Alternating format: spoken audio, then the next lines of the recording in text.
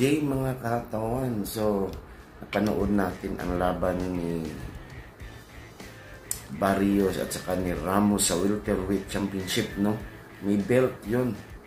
So, umabot ang laban nila sa 12, pero ang ganda ng laban mga katawan. So, may dalawang knockout doon. Alam niyo ba kung sino na knockdown? Silang dalawa. Round 2, ni-knockdown ni Barrios si Ramos.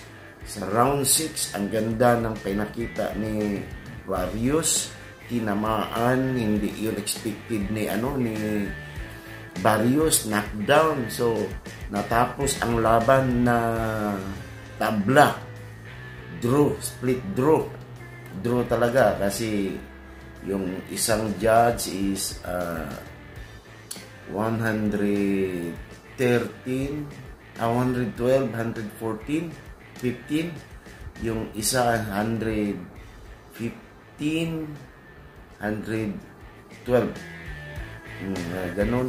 Tapos ang isa is draw. So walang nanalo sa kanila, pero ang ganda ng laban.